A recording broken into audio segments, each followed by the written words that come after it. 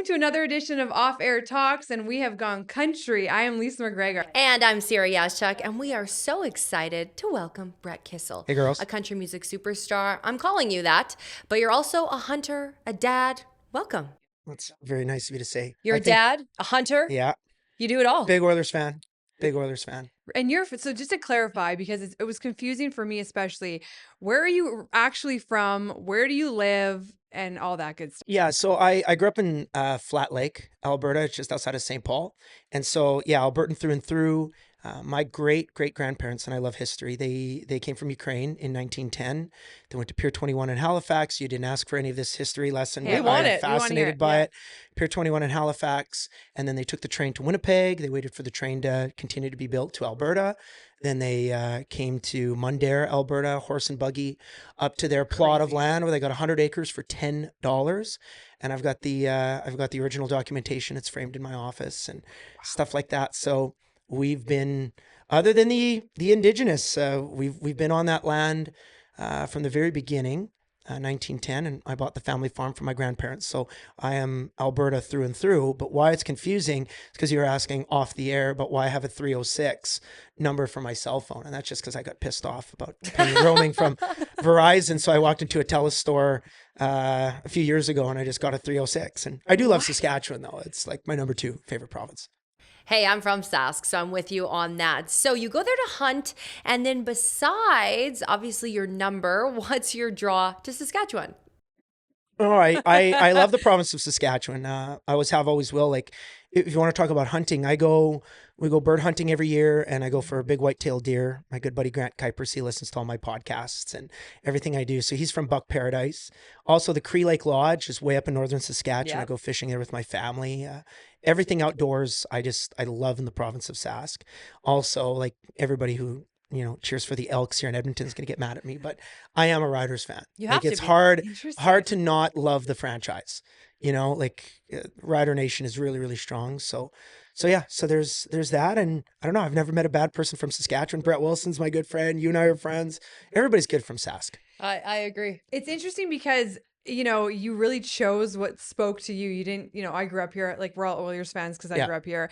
And then on top of that, how did you end up in Edmonton and you split your time here in Nashville, right? Yeah. It was a natural thing for me to move into Edmonton right after high school. So an interesting story is I remember my mom and I having a bit of a fight after grad where I'm moving to Nashville and she's basically like, the hell you are, like you're going to post-secondaries, and I'm not going to university, like I'm going to Nashville.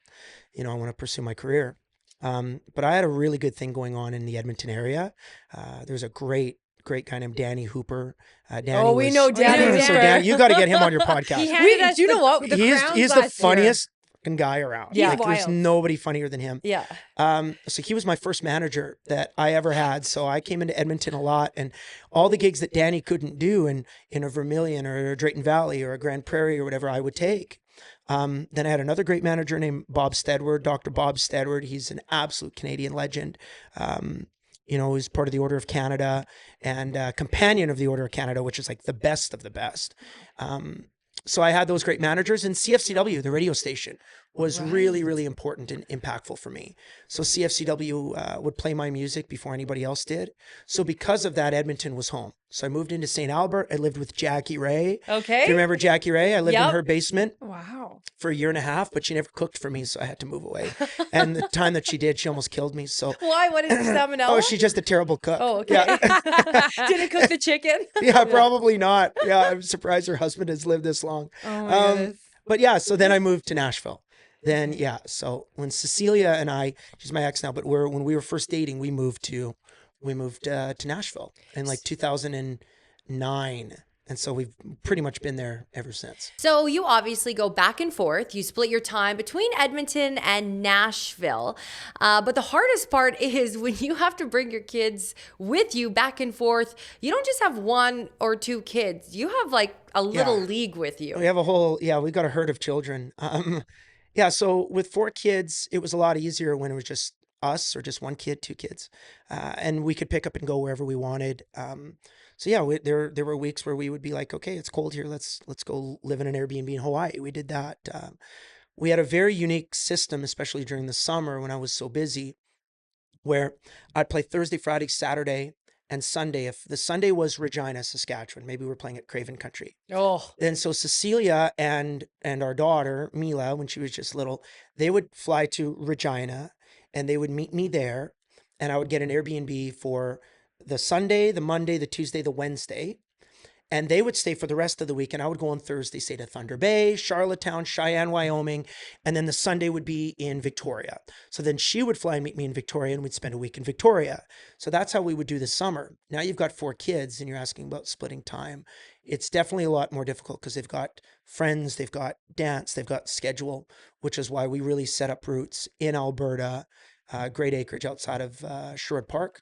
And then when we're going to Nashville, it's because I'm there for recording or I'm there for performing, and I'm going to be based in the United States for, call it, 3 or 4 months. and this is some exciting stuff. I mean, you asked a really good question before about this tour with Lee Brice. Yeah, it's so interesting because I think with artists, you never really know where they're at.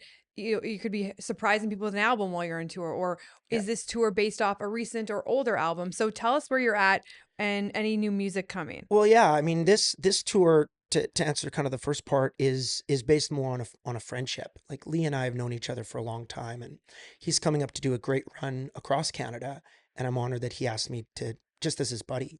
But it's a really great thing promotion wise to have a record that is out right now. We're at the tail end of it. I'm on my final single. The song's called Hurtin' Songs, that I'm doing with Dierks Bentley, actually.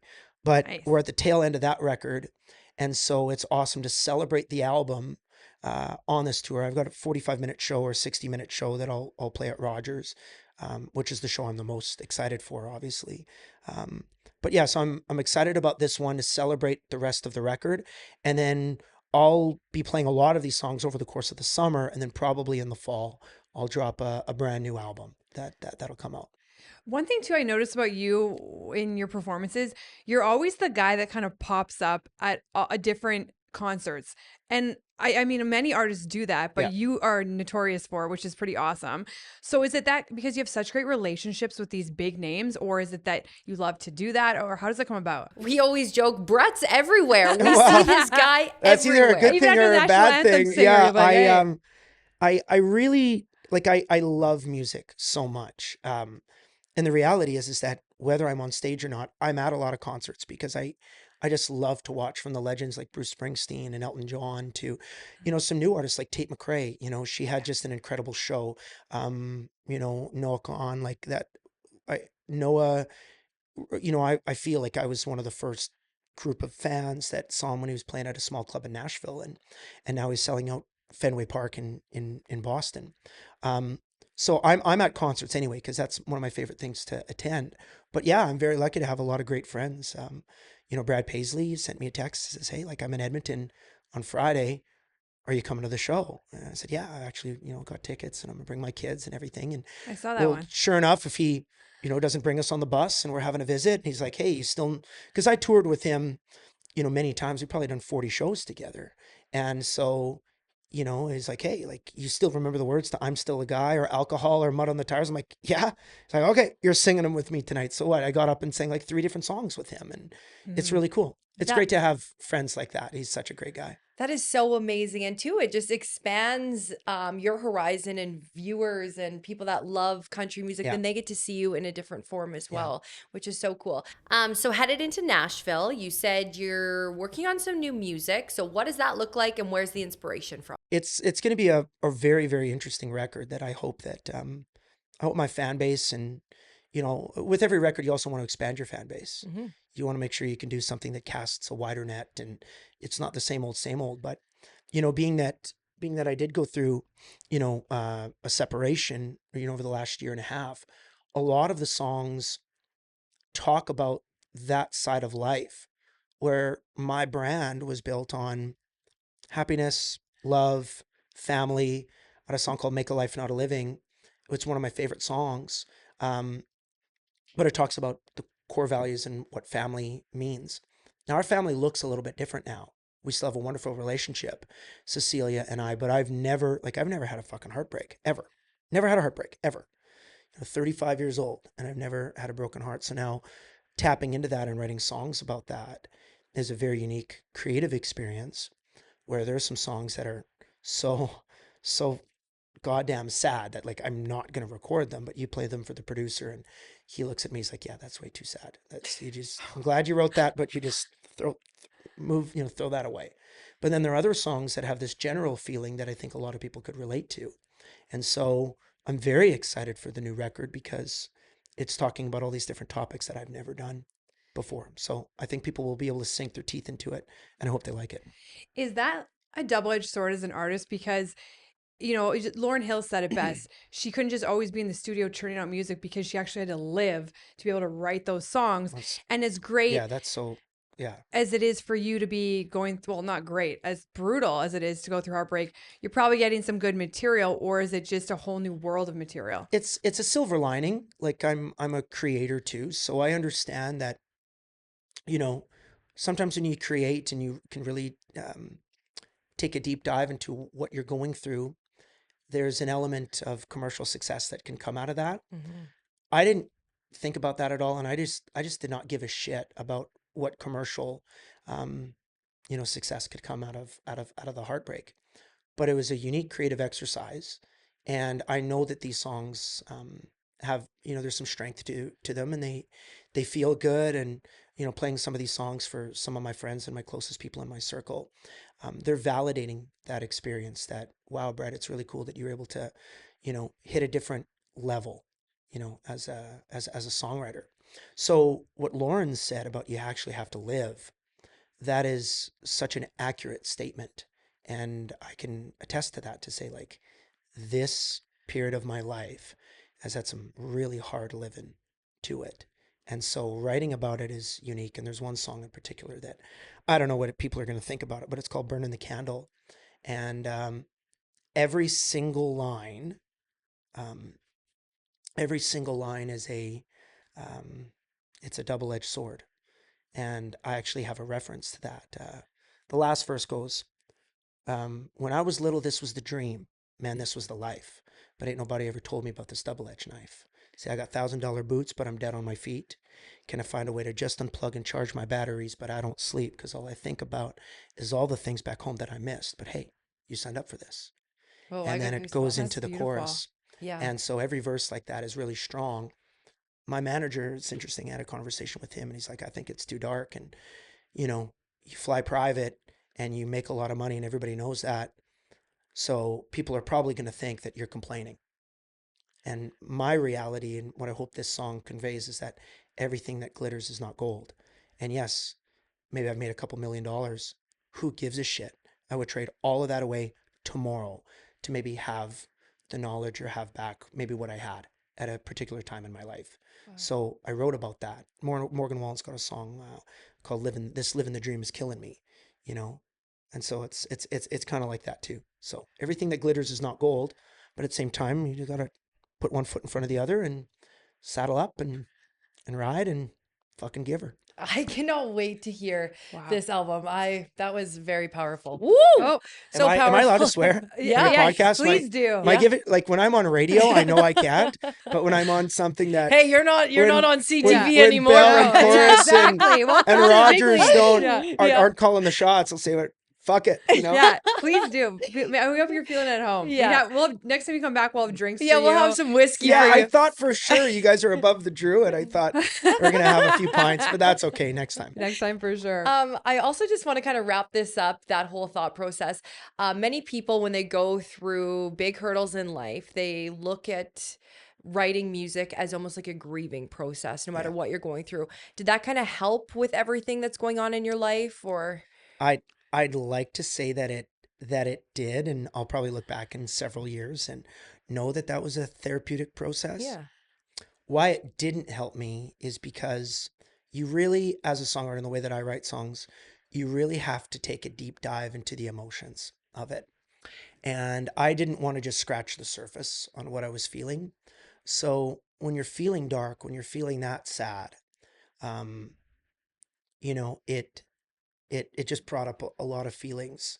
And so it was very hard. So no, I don't think I can look you both in the eyes and say, oh, it was very therapeutic and I'm very grateful for the process. Yeah, okay. No, I wish I didn't have to write about it. I wish I didn't have to go through it.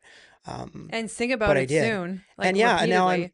now there's also that double-edged sword of like, okay, now I'm going to sing about it every night for my next tour. And maybe one of these songs becomes a hit and I have to Yeah, relive the but then you have to heartbreak, hear it over you and know, and over talk and about the over mistakes I again. made or the, you know, the wish I could have's and all that kind of stuff. But that's just the way that it is. And Johnny Cash is, you know, he's been through, you know, a divorce and had a bunch of kids. And Garth Brooks has 3 daughters. He's been through it. I don't, other than maybe George Strait and Tim and Faith, like, I don't know if anybody's not been through this. Mm-hmm. It's just an unfortunate casualty, you know, to the job. So, And the average yeah, person gets to relate to it when they listen to your music, which is amazing, especially a lot of yeah, Albertans. Divorce rate's pretty high these days. yeah, But I'm curious. I've always wondered with artists, there's a pressure from companies or labels or whatever to do the hit music or whatnot. I mean, we saw with Bruce Springsteen where he's like, I want to release this album. No, we're not doing it, even though he had these hits that were just sitting on the yeah. shelf.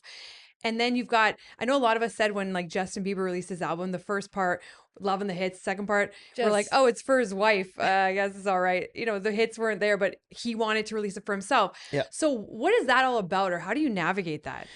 So it's such a great question because without a doubt, you have to play the game and you have to understand that you've got a really significant team around you.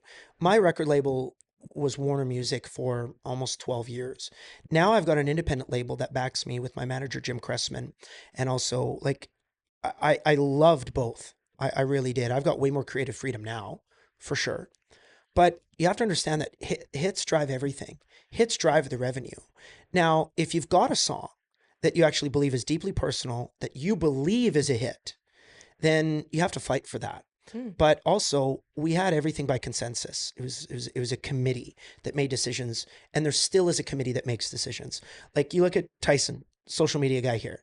Tyson's 25 years old, soon to be 26. He's got his finger on the pulse for what's cool right now. There are things that I might say in a song or a lyric that I may have that I think is cool, but he's going to tell me, no, you sound like a boomer. Don't do that. Shout out Tyson, fly on the wall right now. So I have to understand that there's a younger demographic that I'm still trying to attract to a degree.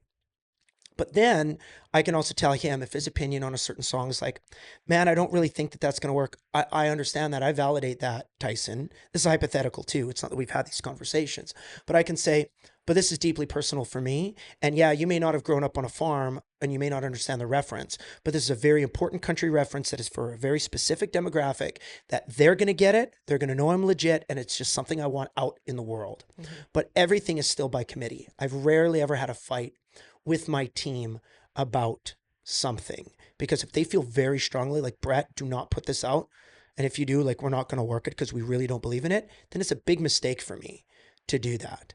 Luckily, I don't really have a lot of ego in the game either. So if they believe it's a hit and my producer and my record label is going to work way harder on that song, sure, release it. Great. I don't care. I wrote it. I'm still making the money. Yeah. Like, I don't care. It's still going to be a great t-shirt. And if you and the agent think that this song is going to drive significant revenue and now get me booked at Boots and Hearts and get me booked at Big Valley Jamboree because of that song, even if I didn't really believe in it, well, I'm going to trust you guys. You've been in the business for 30 years and you've done all these great careers for a Michael Bublé or a Brad Paisley or a Blake Shelton. Okay, I'm going to trust you. You know, I have no ego in the game, to be honest. Do you think it's because you've always been hustling? I mean, you see these guys that have the huge egos that maybe they're automatic bookings, like the Kanye West or whatever, where they can play that game and they say, I don't want to do this. Do you think that is because they're at that level where they can do whatever they want? Or do you think it's just the character of a person? And because you stayed humble. You're a humble dude. Like, thanks. You treat everybody the same when you see people out. I mean, we've seen it. We were sitting with you after the game a couple weeks ago, just sitting in the lounge, and people come up to you and you treat everybody the same. So I think that is probably a huge thing too. Well, I love my Alberta roots. Yeah. And I love my Canadian roots. Like I grew up here in the West, and I think my grandpa, you know, he's still with us and I love him with all my heart. Like he would kick my ass if he ever heard a story that ever got back to the farm about me being a dick. And like it's just never going to happen. It's never going to happen. You know, you look at an artist like Kanye or look at other genres, they have to have that edge to them. I love collaborating with my team. I'm fiercely loyal to my team. And we all want what's best for the art. We want what's best for the brand and the company that is Brett Kissel. It's a brand. Now, yes, it's deeply personal to me. It is my name and my given name. It's on my passport and a long line of Kissels that worked very, very hard to establish a great reputation. I don't want to screw that up, but everybody who works with me understands that there's a lot at play here. And so there's no friction. And if there is, it's always constructive. And I surround myself with a lot of people that are not yes men at all. That would be a major mistake because, yeah, it's always a committee, and it's always been, and I've been successful thus far. So I don't want to screw that up. If you had one person that you could work with your entire life, that you George Strait. George Strait? Yeah, 100%. Okay. Or if someone who's dead would be Johnny Cash. Oh. If I could do something with the Man in Black, Johnny Cash, Yeah. even if I just sat with him in his big, beautiful house and he talked to me about the Bible, I would just sit there cross-legged. I would listen to everything. Or maybe I'd be lucky and he'd tell me stories about partying and drinking with Waylon and Willie and Chris Christopherson. Or Your maybe, jaw on the ground. you know, it would be, what was this? I've had some amazing moments with some incredible legends. And when they start telling stories, I just sit and I just listen and I soak it in, because you'll never have a time like that because everyone's got their phones out. Yes. And if you see a celebrity, people are literally watching what their next move is going to be. I see it with me and Cecilia, who get along so well. And people were even taking some pictures of us shopping together in fucking Winners in Sherwood Park. That's so creepy. And I'm like, that's kind of weird. Like, why can't we just shop with our And then kids? it goes to Yag Wave, and they're like, Yeah. are they getting back together? It's like, just let me live my It's life. like we're buying Christmas presents. Like, it's so psycho. you know? I can't imagine being that person with a phone doing that. Yeah. And all us at the same time, like, we're from Edmonton. Like, we're not that famous. Like, it's not Tim and Faith or Keith Urban and Nicole Kidman here. Like, it's Brett Kissel from a farm. Hey, don't you sell know? yourself short. Yeah, They go want to know on. the tea always, you know? Anyway, but alive or dead, it would be George Strait and Johnny Cash. Who's the funnest you party with or that you may not expect to be quite a riot? I mean, Nashville's a fun place, I hear. How about we both have never been to Nashville? Girls. I I know. know. Podcast number 2 will be in Nashville. And this also, like, this loft and kind of how you've set it up is very similar to the condo that I've had in Nashville. My good buddy Brett Wilson, he bought into the Nashville Predators. He's from Calgary. Yeah. Right. Great connection. He's from Saskatchewan, lives in Calgary, loves the West, Oh, but love him even invested more in now. Nashville Oh, yeah. from North Battleford, the holiday hotspot of North Battleford. So Brett, he bought into the Predators, and I've rented his condo from him for almost 15 years now. It's an amazing spot. And that's where our next podcast needs Yeah. to be. Okay. So So we'll have the equipment and he's your favorite to party with? You no, skip but because past of that. He's not Nashville, country singer. We want like But the, we want, yeah. yeah. oh Okay, man, that's the tea we're looking for here. Yeah. I have so many stories. Like, some of them are Okay, Or can just you give unique. us just one? G-rated. I PG even. Sure. Well, I mean, like, PG-13. I had an epic night partying with Nelly in Nashville. What? And we formed a friendship, like, pretty much on the spot. And then he ended up doing a duet with me, and we wrote a song called "She Drives Me Crazy." So that was really cool. He rapped on it and stuff like that. So, No way. but like, it was everything you'd ever think of. It was in Nashville. It was right after a NASCAR race, but all these NASCAR guys that I don't know of, but they're having this big after party. And just think of a Vegas style after party. By And it Nash. was unbelievable. Remember Like, you used to wear it was a a Band-Aid 5 under his eye? a.m. Yeah, no, he wasn't wearing the Band-Aid, but it was a next day, 5 maybe. a.m. Brett's got one. Yeah. party. Like, it was, so that was an amazing night. It was just really cool. Like, I was in my cowboy hat and belt buckle and stuff like that. And he's with all his hip hop friends. And, like, you know, it also, as more NASCAR guys came, like, at first it was only me and my buddy, and we were the only white guys too. So that was also a unique experience Yeah. Oh, because absolutely. we were just hanging out with these guys, and it was a fucking blast. Holy. Like, yeah, I that was love really cool. that. That is So not that what was I probably one of the expected. most unique parties I've had. But then, Okay, what about John Party? I saw him at a Yeah. country music festival, and he was getting like lit on stage. Yeah. I was thinking, this is my kind of man. John has a reputation for being the life of the party. I mean, Well, his it's last name, it's perfect. Comes by it honestly. Blake Shelton loves to joke. Like, but here's the thing: in Nashville, you have guys that are absolute party animals. Yeah. Or you have guys that sell the party, but they don't drink at all. They don't Really? drink. They don't do drugs. They don't do anything. They still sing all the party songs, but you'd be surprised how many people are like, after the show, they're doing push-ups and yoga and they're drinking green tea and they're in bed by 11:15 because at 6 a.m. they're going to meditate for an hour. Wow. I can see that though. That's kind There's of the way there's that, no one's in between. yeah. You're either this or you're that, you know? Brad Paisley, for example, he loves to smoke cigars, but he's never drank ever. But there's a really cool story with him and I at Rogers' place. Not at Rogers, at the old Rexall place. And it was just a cool baller move. Like, he wasn't being rude about it at all. But at the end of the show, he loves to smoke a cigar. So I knew that. And while I was on tour with him, I was only 22 years old. But I spent a lot of money, way more money than I should have. Like, my entire guarantee, like what I get paid for a show, I spent that on cigars for him. Because I wanted to like show him like I really cared about this opportunity. And so we were smoking some great Cubans. And with him being an American, like he can't access Cuban cigars, especially at the time. So we were smoking Cuban cigars up in the nosebleeds in the 300 section of Rexall while we're watching everybody in the forklifts move everything and stuff. And a security person came and said, yeah, you can't smoke. And he says, well, it's my show. Like, I rented the arena. Like, I'm going to smoke. Well, sorry, sir. Like, you can't smoke. He's like, well, I'll tell you what. What's going to happen is you're probably going to have to call the RCMP. Yep, that's right. I'm going to have to call the RCMP. All right, well, give them a call. And by the time they get here, I'll probably be done. But in the event that they're here, I'll have a conversation with them. But yep, no problem. Call the RCMP. So the RCMP came and they're like, yeah, there's a bylaw, like there's a fine, like it's a $1,500 fine. And Brad says, okay, no, I understand. Yeah, no, that makes total sense. I get it. It's you guys are doing your job, no problem. And it's 1,500. 1, 2, 3, 4. There you go. Thank you. No, I appreciate it. You got to do your job. It's like, well, no, you got to. And then finally, like a venue manager is like, why are you harassing Brad Paisley? Like, he's done a cigar. Like, we'll just. I mean, he was so nice about it. Like, Brad is not a dick. He's the nicest guy. But he just pulls out a wad of cash. He's like, yeah, whatever. It's not a problem. I love that. Like, why would they do so that was just like, a cool thing. I'm just chill witnessing out, this. Rexall. Like, yeah, you're and like yeah, 22 years old. What is going on and here? it was a Karen, and Of course. you know, like just having a field day trying to enforce the rules, but at the same time, it's like there's no humans in here.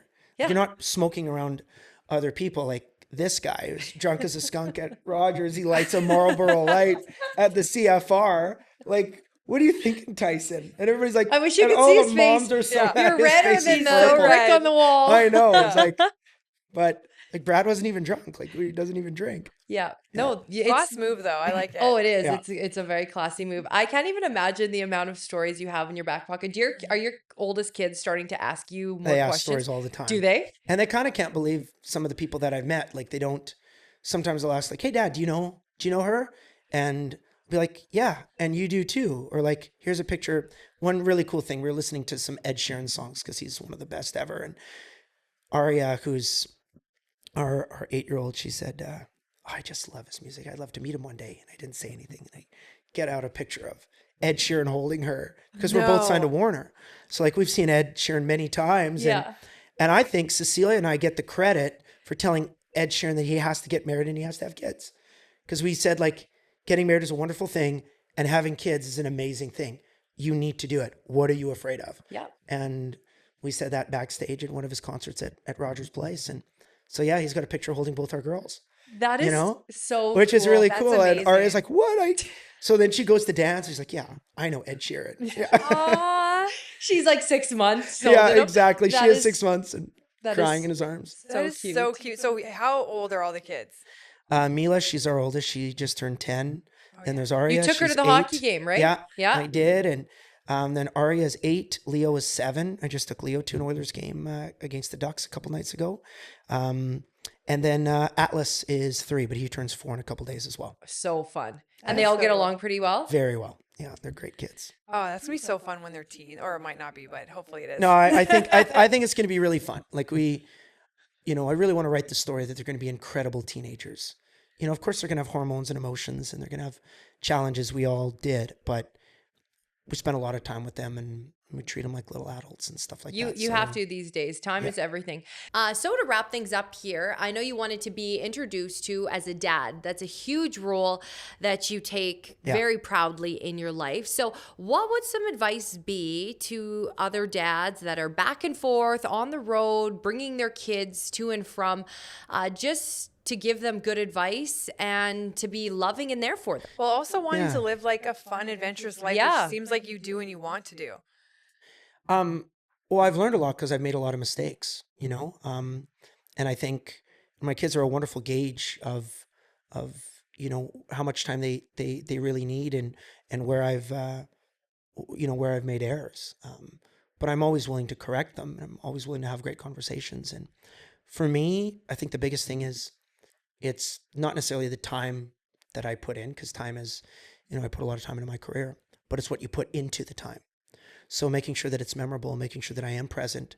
And then also I always wanted to, introduce music into my family, and to have music be included into everything I do in my family, while also including my family into everything I do in music.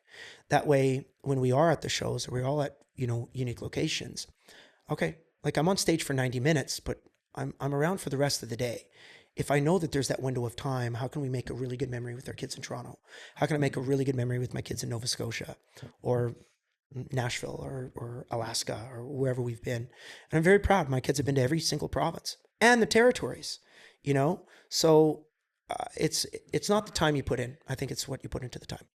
And right now you're embarking on an exciting new chapter. I mean, it's a challenging one in some aspects. Life's full of change. What are you most excited about personally as you move ahead? Well, on the family side, and which is deeply tied into the personal side, it's my kids are older now. There's so much more we can do. Like we're not in a stage of diapers or car seats or anything like that. We're in a stage of fun.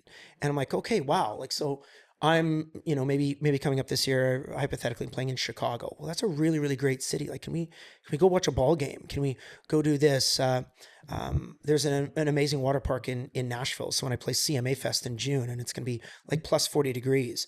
Okay, I'm very excited about my show, but I'm also really excited about 2 days at this epic new water park that we can have. I'm also looking for opportunities to do gigs where it's going to be really cool to bring my kids along with me. Like I'm thinking, okay, like I'm very entrepreneurial and really good at manifesting. I'm like, I want to manifest a gig in Hawaii. Yeah. I really want to manifest maybe a cruise. Or those beach a beach vacation with a radio station. Yes. Wow. Stuff like that. Yeah. Okay, well, Luke Bryan's got Crash My Playa, in Playa del Carmen. Like, why can't we do like a honky tonk in Hawaii? Why can't we do like a Kissel cruise or something like that?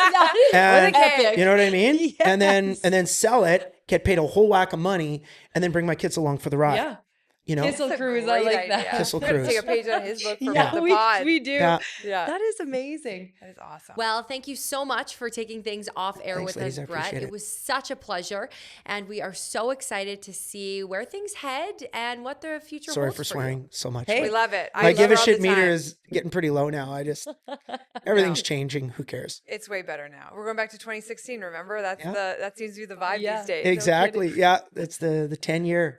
We've known each other for a decade plus. So Yes. We cannot sir. wait to see what the future holds, and I hope so. we'll see you soon. Yes. yeah, I think you'll really like it. We will. Well, thank you so much, Brett. It's been an absolute pleasure. Thank you for taking this conversation off air. I'm Ciara Yaschak. And I'm Lisa McGregor. See you later.